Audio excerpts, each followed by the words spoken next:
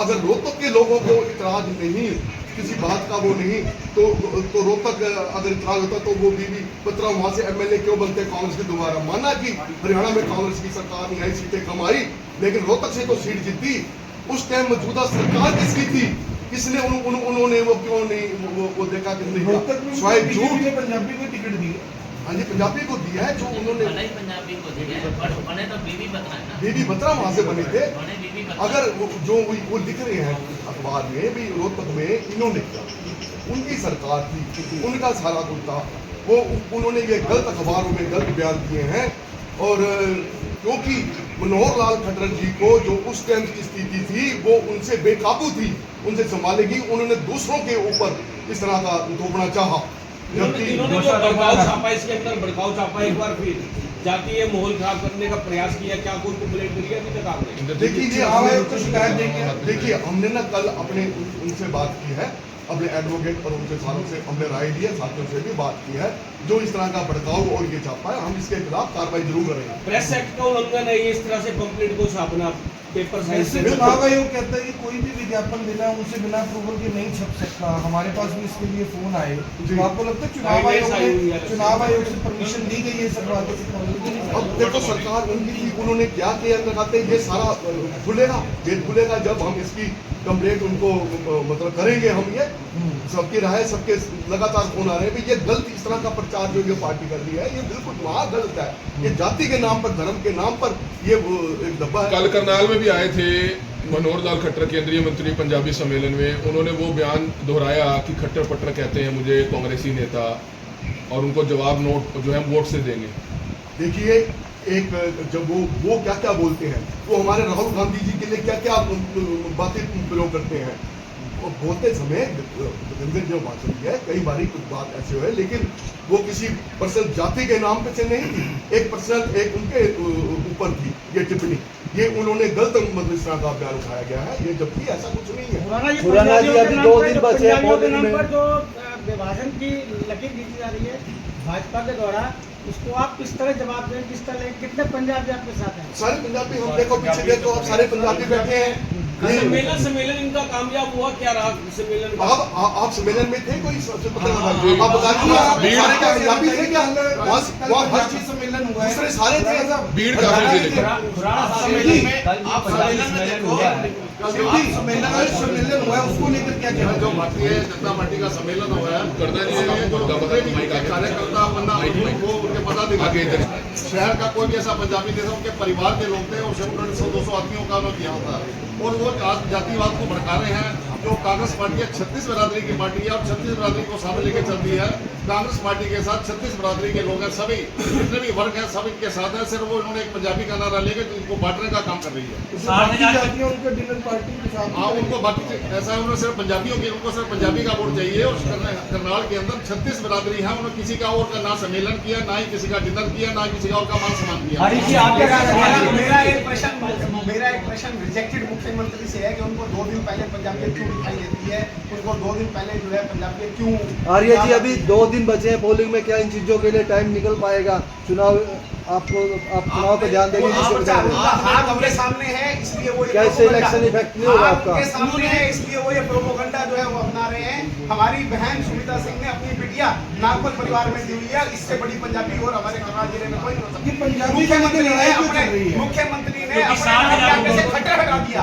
मैं पूछना चाहता हूँ मुख्यमंत्री, रिजेक्टेड मुख्यमंत्री से, वो ये बताएं कि वो जिस परिवार में जन्मे हैं, उन्होंने अरूण महाराज जी की गलती पिछले 5 वर्षों में क्यों नहीं बनाई? अगर वो अपने आप को कहते हैं कि मैं पंजाबी हूँ, इलेक्शन से 2 दिन पहले उनको सिर्फ पंजाबियत दिखाई देती है, उसके अलावा जो उससे पहले वो पंजाबियों को धिक्कार करने का काम करते हैं, उनको अपमानित करने का काम करते हैं, उनको जलील करने का काम करते हैं। सबसे पहले वो जवाब दें कि उन्होंने अपने नाम जाके से खट्टर क्यों हटाया?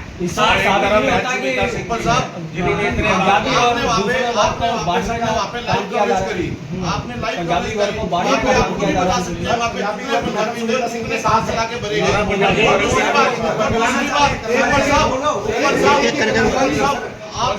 भी पंजाबी थे, और पंजाबी के नाम पे आपको भी पीड़ित किया गया सरकार ने। ये क्या, ये कहाँ का असूल है? वहाँ पे आप ये देखिए, लाइव कवरेज जब आपने करी तो वहाँ पे कितने पंजाबी थे, एक साइड में, एक दूसरी साइड में कितने वो थे। ये धक्के से भरा के पंजाबियों के नाम पे भ्रम फैलाया जा रहा है। यहाँ पे कांग्रेस पार्टी 36 बिरादरी की पुराना पार्टी है। 36 बिरादरी की पार्टी को यहाँ पे एकमुश्त होकर एक मान सम्मान के साथ में सबको जो है क्या नाम है साथ चलने का कार्य किया जा क्या रहा है। 10 साल में खट्टर साहब को पंजाबियों की याद नहीं आई?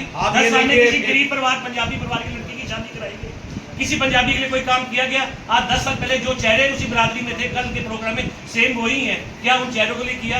60,000 पंजाबी वोट होने के बावजूद क्या 200 आदमी पंजाबी बिरादरी का ओहदा अपने सिर पे ले सकते हैं? पंजाबी जो है पूरे शहर में है और हम पंजाबी मैं एक बात पूछना चाह रहा हूँ कि हरियाणवी एक की बात करने वाला आदमी अब पंजाबियत पे क्यों आ गया? नहीं, यहाँ पे सवाल ये है करना था तो एससी को बुलाते, ओबीसी को बुलाते, सिख को बुलाते, जाट को बुलाते, लोड को बुलाते। जनाब ये सिर्फ और सिर्फ बीजेपी के कार्यकर्ता वो लोग थे। पंजाबी समाज पूरा का पूरा पंजाबी समाज कल जो रामनगर में सम्मेलन हुआ उसमें मैक्सिमम जो है पहली बात तो हर बिरादरी के लोग थे, लेकिन क्योंकि रामनगर लाइन वाला एरिया जो है पंजाबी बहुल्य एरिया है, उस कल की भीड़ ने साबित कर दिया। रिजल्ट तो आ चुका है। औपचारिकता जो है वो सिर्फ 8 तारीख की, वो भी 11 बजे तक की सिर्फ औपचारिकता। अब राकेश नागपाल जी क्या कहना चाहेंगे आप? आप इतिहास उठा के देखो कि जब चुनाव होता है तब ये हिंदू मुस्लिम और जाट गैर जाट करते हैं, और जबकि जो चुनाव होता है वो 36 बिरादरी का होता है। लड़ाई होती है टिकट तक की। टिकट मिलने के बाद पार्टी का हर कार्यकर्ता या पार्टी के जितनी बिरादरी होती है वो सारी पार्टी के उम्मीदवार के साथ लड़ती है। तो मेरा तो यही कहना है कि इनको ऐसा नहीं करना चाहिए, जातिगत राजनीति नहीं करनी चाहिए। 36 बिरादरी को साथ लेकर चलना चाहिए। कांग्रेस पार्टी हमेशा 36 बिरादरी को साथ लेकर चलती है। और माननीय भूपेंद्र सिंह हुड्डा जी जो चीफ मिनिस्टर रहे हैं 10 साल का उनका जो कार्यकाल रहा है, मैं समझता हूँ कि हर वर्ग उनके कार्यकाल में खुशहाल रहा।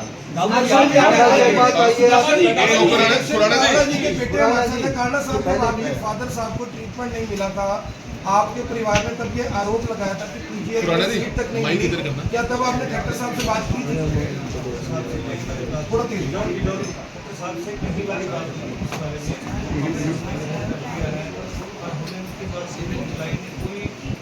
कोई जवाब नहीं मिला।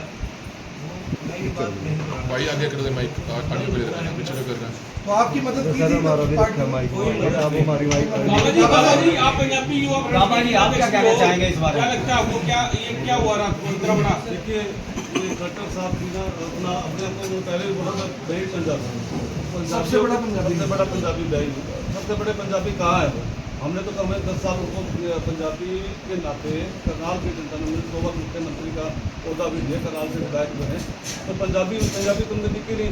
उन्होंने मनोहर लाल के नाम से रह गए, खट्टर तो उन्होंने हटाई दिया। पंजाबी तो उन्होंने सबसे पहले पंजाबी की हटाई अपने आप से। तो अब ऐसा लगता है कि पंजाबी को भी बांटा जा रहा है। बोलने तो दो यार। दूसरी बात कि हमारे कांग्रेस के शासनकाल में जब हमारी कांग्रेस की सरकार थी तो हुड्डा साहब ने पंजाबियों को मान सम्मान दिया। हुड्डा साहब ने करनाल के अंदर पंजाबी धर्मशाला को स्थापित किया, जो पंजाबी की सबसे बड़ी देन थी।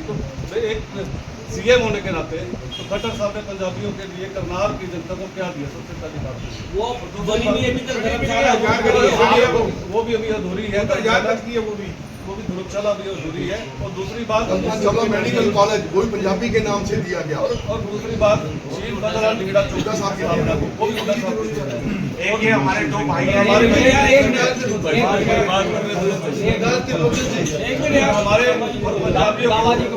पंजाबियों को प्रताड़ित किया गया। हमारे बीच में उदाहरण है हमारे भाई साहब दीपक चावला जी, विकास अरोड़ा, विशाल अरोड़ा जी, हमारे बीच में उदाहरण है कि पंजाबी इनके ऊपर अत्याचार किया गया। इनके प्लॉट निकले तो प्लाटों को कैंसिल करने का काम किया गया। इनके ऊपर अत्याचार किया गया, इनकी जगह को मतलब उसमें कब्जे में लिया गया। सरकार होने के नाते धमकियाँ दी गई और सबसे बड़े उदाहरण हमारे पत्रकार जो हमेशा मतलब एक स्वतंत्र प्रभाव के रहते हैं, हमारे आकर्षण ऊपर जी, उनके ऊपर अत्याचार किए गए। तो ऐसे ही सभी को हमारे अपने पंजाबी की बात करें तो पंजाबी वर्ग को मारने का काम किया खट्टर साहब ने। तो अपने आप को पंजाबी कहने में मैं तो सीधी बात कहूँगा कि कहीं भी पंजाबी नहीं। तो लोचन जी आप चुनाव लड़ चुके हैं 2 बार मुख्यमंत्री के सामने, क्या लगता है आपको जो ये पंजाबी शुरू हो गया है करनाल में, ऐसा इस समय पे करने की क्या जरूरत पड़ी? पंजाबी तो 10 साल से रह रहे हैं करनाल में। देखिए विभाजन के बाद करनाल के अंदर 36 बिरादरी के लोग बड़े खुशहाल थे, भाईचारा था, किसी को पता नहीं लगता था भाई कौन कौन सी जात का है। जब से खट्टर साहब आए हैं उन्होंने एक ऐसी खाई पैदा कर दी है, खट्टर साहब रहे ना रहे, एक खाई ऐसी पैदा कर दी जो आपस में भाई बचाना खराब करने की कोशिश कर रहे हैं। इन्होंने हमेशा पहले चुनाव में भी ऐसे की, अब भी ऐसे की। क्या कभी कोई एक बरादरी के नाम पे कोई चुनाव जीता है? क्या खाली पंजाबियों के नाम पे वो चुनाव जीतना चाहते हैं? 36 बिरादरी की बात करनी चाहिए, 36 बिरादरी को साथ लेकर चलना चाहिए। कांग्रेस पार्टी हमेशा 36 बिरादरी के साथ चली है, हर भाईचारे को कायम रखा है। मैं खट्टर साहब से निवेदन करता हूँ कि आप भाईचारा खराब ना करो। करनाल के लोग बड़े पीसफुल लोग हैं, करनाल के लोग बड़े, जब से डिवीजन हुई है भाईचारे से रह रहे हैं। बहुत सारे लोगों को बरादरी का पता नहीं होता था, अब इन्होंने आकर बरादरीवाद जो पैदा कर दिया। एक आने वाले समय के लिए शुभ संकेत नहीं है, इसके डोर खट्टर साहब होंगे और खट्टर साहब को ऐसी भाषा का इस्तेमाल नहीं करना चाहिए जो भाईचारा खराब। त्रिलोचन जी मनोहर लाल जी ये कह के गए हैं कि मैं 3 दिन यही रहूंगा और वोट डाल के जाऊंगा। नहीं, अच्छी बात है, वोट डालने का अधिकार सबको है, लेकिन ये क्या कहना है 3 दिन यही लोग रहे। यहाँ से MP एम किसे बोला, उनको हमारे को बताने की क्या जरूरत है? उसको रहे अपना प्रोग्राम भेज दें लोगों को, रहना नहीं रहना। लेकिन एक खाली जातीय विशेष की बात करना, जातीय धर्म की बात करना, ये उल्लंघन है, इलेक्शन कमीशन को उल्लंघन है। इलेक्शन करनाल शहर के लोगों को कुछ संदेश देना चाहिए? करनाल शहर के लोगों को कुछ संदेश? 36 बिरादरी का भाईचारा कायम रखो, ऐसे लोगों से सावधान रहो जो भाईचारा खराब करने की कोशिश कर रहे हैं। तो समय समय पर इन्होंने खराब किया भी है, हमेशा खराब किया है। इन्होंने हिंदू सिख में सवाल पैदा कि ईसाई मुसलमान में, मुसलमान हिंदू में हमेशा किया। अब करनाल के अंदर आगे ना जो ये नारा दिया, करनाल के लोगों को समझना चाहिए, सचेत रहना चाहिए, उसे बचना चाहिए। ये ऐसा बयान है, चुनाव जीत आपको 2 दिन बाद हो जाएगी, लेकिन भाईचारा जो खराब हो जाएगा सदी तक जाएगा। उसके जवाब लोचन जी एक सवाल है, जिस जाति के ऊपर, जिस बिरादरी के ऊपर सवाल खड़े कर रहे हैं, उन्हीं की बिरादरी के प्रदेशाध्यक्ष रहे हैं हरियाणा में, उन्होंने उसी बिरादरी में टिकटें भी दी हैं, उसी जाति में टिकटें भी दी हैं, तो ये टारगेट पंजाबी को क्यों कर रहे हैं? नहीं, ये तो टारगेट पंजाबी को नहीं कर रहे, पंजाबी के फेवर में बोल रहे हैं। इसीलिए बोल रहा हूँ कि पंजाबी के फेवर में बोल रहे हैं, उनका फेवर क्यों लेना चाह रहे हैं? ये सिर्फ एक जाति, अगर बाकी भी जाएंगे मुसलमान हिंदू की बात करेंगे, अगर पेवे की तरफ जाए हिंदू सिख की बात करेंगे, करनाल में आएंगे तो अलग बात करेंगे। मैं एक मिनट लूँगा, ये पूछना चाहता हूँ 30 कोसी यात्रा की थी, क्या ये गुरु ग्रंथ साहब को मानने वाले हैं? बाबा बंदा बहादुर के शिष्य हैं, गुरु ग्रंथ साहब आस्था रखते हैं। तो गुरु ग्रंथ साहब में राम जी की भी कथा है, कबीर जी की भी है, वाल्मीकि महाराज जी की है, रविदास महाराज जी की है, सबकी है। क्या जब 30 कोसी यात्रा में मंजी साहब गुरुद्वारा उसमें नहीं आता था? सेक्टर 33 गुरुद्वारे को ताला लगा रखा है, सील लगा रखी है। आप जब ये और क्या यही दिखाना चाहते हैं, ये हम विशेष हर एक आदमी को डिवीजन करने की कोशिश करते हैं, हर एक डिवीजन करने की कोशिश करते हैं। बांटो और राज करो। करनाल के लोग समझते हैं ये कहाँ खड़े हैं, करनाल के लोग समझते हैं ये हारे हैं, करनाल के लोग समझते हैं इनकी सरकार जारी है, करनाल हरियाणा के लोग समझते हैं सरकार इनकी जारी है। जब जाते को तिनके का सहारा, ये तिनके का सहारा लेकर आगे चलना चाहते हैं। पंजाबी हमारे भाई हैं, दूसरों के साथी हैं, सब एक है। 36 बिरादरी एक है। जब हम पाकिस्तान से आए थे, बाकी बिरादरियों ने 36 बिरादरी के लोगों ने हमारे को सहयोग दिया था, जिसकी वजह से हम स्थापित हुए हैं। भाईचारा खराब करने की कोशिश बताने जा रहा हूँ। देखिए कितनी बड़ी इन्होंने भाषा की है कि राहुल गांधी की जुबान काटने वाले को 11 लाख रुपए चाहिए। ये इनकी बीजेपी वतन के सिपाही ने इसमें लिखा, राहुल गांधी की जुबान काटने वाले को 11 लाख। ऐसे समय में ये बयान किसने दिया? ये किसकी स्टेटमेंट है? ये स्टेटमेंट तो देख शिवसेना वालों की स्टेटमेंट है। और ये सब ना इन्होंने जातिवाद का काम किया, धर्म को बांटने का काम किया।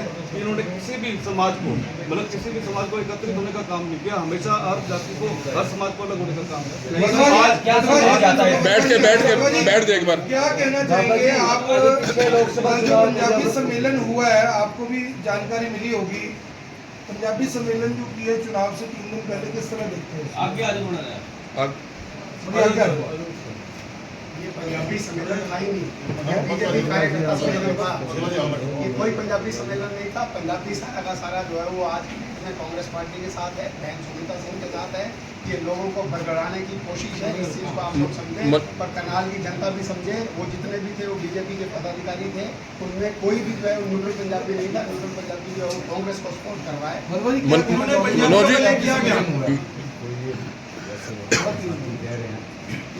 यहाँ पे ये कोई पंजाबी सम्मेलन था, सिर्फ ये राजनीतिक स्टंट है। अगर पंजाबियों की बात करें तो जिस पंजाबी बरादरी भवन के अंदर जो कार्यक्रम हुआ है वो जगह भी कांग्रेस की सरकार ने हुड्डा साहब ने दी और उसके ऊपर बनाने के लिए 75 लाख रुपए की ग्रांट भी हुड्डा साहब ने दी थी।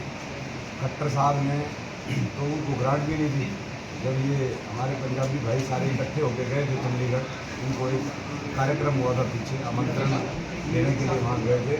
उन्होंने पहले ये कंडीशन रखी थी कि हाईवे से पैसे कोई मत लेना, अगर पैसे लेने आए हो तो फिर मैं नहीं आता तुम्हारी यहाँ पे। और उसके बाद जब वो यहाँ पे आए थे, वहाँ की क्लिपिंग भी होगी आप लोगों के पास, उन्होंने सारों को खड़े करके हर पंजाबी को खड़ा करके उन्होंने ड्यूटियाँ लगाई थी कि लाख तूने देना है, 5 लाख तूने देना है, 2 लाख तूने देना है। तो बात हुई थी कि नहीं हुई? और जो ये कार्यक्रम हुआ है जिसको ये पंजाबी सम्मेलन का नाम दिया जा रहा है, ये बिल्कुल ब्लफ है, झूठ है। वहाँ पे जितने भी लोग थे सारे बीजेपी माइंडेड लोग थे, उनकी जो बीजेपी से रिलेटेड हैं वो लोग थे। पंजाब समाज का कोई भी व्यक्ति वहाँ पे जो न्यूट्रल था वहाँ कोई नहीं था।